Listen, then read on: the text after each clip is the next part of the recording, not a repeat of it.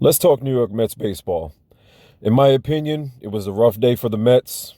The Mets bats weren't really working well. The Marlins won 2-1. This is their second game of the season. It's really early in the season. Nothing really to panic about, but I still wasn't impressed with the play. The winning streak was cut short. Just 24 hours after a strong opening day, they're back on a losing streak again, which hopefully gets snapped just as quick as the winning streak got snapped. With that being said, the Marlins totally deserved the win. In my opinion, the Mets did not come to play this game. Not impressed with their play yesterday at all. Hopefully this doesn't become the trend going forward. Like I said, final score was 2-1. All runs coming by way of home run for both teams. This was a fun night for the crowd, I guess. The first inning was relatively quiet for the Mets. They went 3 and out. There was a challenge by the Mets on a tie at first involving Nimmo that I believe the Mets should have won. I believe it was a tie, and if you ask me, Brandon Nimmo's foot just barely tapped the base, right before the ball hit the glove. So I think they should have won that one. They didn't, so nothing we can do now. First inning wasn't too much for the Mets, in and out. Bottom of the first, Luis Arias walks, then Gene Segura grounds into a double play. Cooper of the Marlins triples on what should be, I consider, an error by Marte in right field. The ball just totally went past his glove. Jazz Chisholm Jr. steps in the batter's box next and grounds out to David Peterson to end the inning, leaving Cooper stranded on third. Top of the second, Mets go 3 and out once again. Here we go again. Bats really not working. Bottom of the second, Jorge Soler of the Marlins hits one deep to center in the seats, bringing the score 1-0 for the Marlins. Marlins end the second with runners on first and third as David Peterson pretty much gets himself out of that jam. Let's go to the top of the third. Mets go 3 up and 3 down as Escobar pops out, Pham grounds out, and Nito goes down swinging. Bottom third, Marlins didn't make too much noise. Cooper singles on a ground ball to Marte in right field. He's left stranded on first after Chisholm and Soler strike out and line out. Top of the fourth, Nimmo grounds out. Marte hits a single line drive to right field. He's now on first. Marte then goes on to try to steal second and gets snagged on the play, gets thrown out at second. Lindor is up next. He goes on to walk. He gets stranded on first as Alonso grounds out and to Luzardo to end the side. Bottom of the fourth, not much going on there as well. Marlins go 3 and out. No real fuss made on their end. Top of the fifth, Mets are at bat. Canha walks. McNeil grounds into a double play as Luzardo, pitcher for the Marlins, makes the play in a 1-6-3 double. Luzardo then goes on to strike out Eduardo Escobar, ending the side. Absolutely great show for Luzardo. Take nothing from him. He deserves the credit. This was, a great inning for him. This is a great showmanship on his part. Young guy out there doing his thing. Good job to him. Good job to the Marlins on what they did. Not going to take anything from him.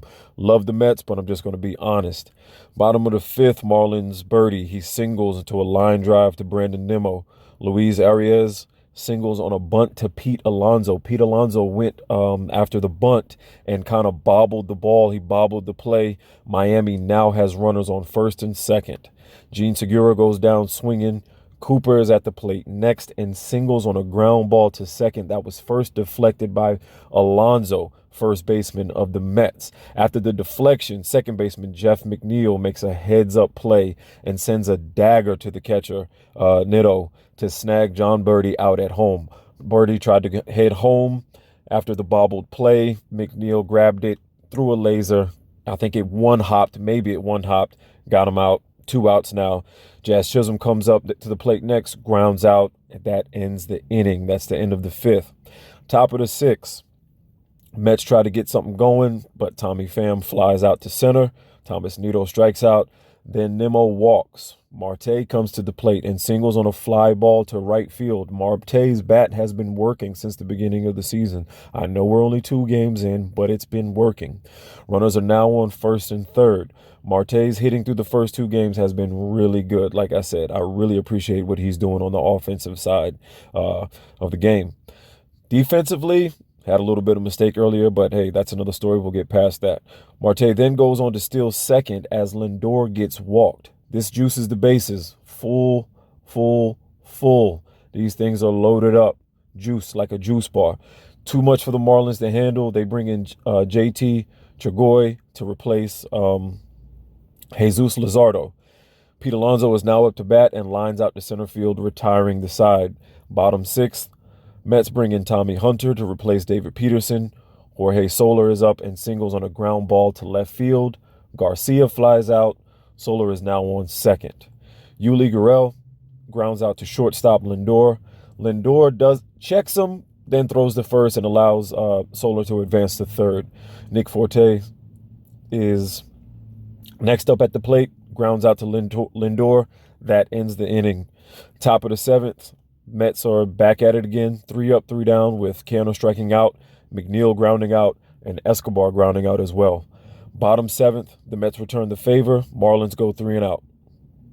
Let's go to the top of the eighth. Marlins make a few adjustments defensively. The Mets make some changes as well. Guillorme pinch hits for Tommy Pham and grounds out to second. Next, Daniel Vogelback is back in the game. He was not in originally. He was not in the original lineup, but he's back in there now. He pinch hits for Tomas Nido and hits a double to center field. Much needed double. Nimmo then flies out to center, and Starling Marte lines out to right field, ending the side. So we got the double from Vogelback, but it didn't really amount to anything. Nothing really came of it. The side got retired. Bottom of the eighth, Mets bring in John Curtis to replace Tommy Hunter. Garrett Cooper gets up to bat for the Marlins, flies out to right field. Next up is Chisholm. Dun, dun, dun. Yeah, this wasn't a good one for us. Chisholm hits a line drive to right field with a home run that brings the lead to 2-0 for the Marlins. Both Soler and Garcia go on to fly out for Miami, bringing the eighth to a close. Eighth inning wasn't too eventful besides the one home run. It was out of here. As soon as it hit the bat, it was gone. There was no question about it. Let's go to the top of the ninth. Mets got to make their last stand. Let's see what they can do. Top of the ninth, Lindor strikes out swinging. That's 2 strikeouts for Lindor on the day. Not too much to say for his bat this year. His bat is really not where I think that it should be, being who he is. He's a very high paid player. His average yesterday was just .167. Not really saying too much with the bat. But on the flip side, his glove is outstanding. I would never take that away from him. I'll give the credit where it's due. His glove is outstanding. Top of the, we're at the top of the ninth. Lindor goes down swinging. Hopefully he can get his back going. Next up, Pete Alonso. Boom. Hits a bomb right center field. First home run of the year. This brings the score 2-1. Miami is still up. At least we're not shut out. The bullies in the blue hats, at least they did not get shut out. That's the one good thing that I could say. Thanks to old Pete Alonso, got in there, got in the batter's box, and sent one over the fence. Optimism was up. I was real happy at this point. I was thinking that we might rally and something could happen, but that was diminished fast. Mark Canha went on to strike out, and Jeff McNeil grounded out to the second baseman, Arraez. And that pretty much ended the game. All in all, great game for the Marlins. They showed up to play. Obviously, the Mets did not.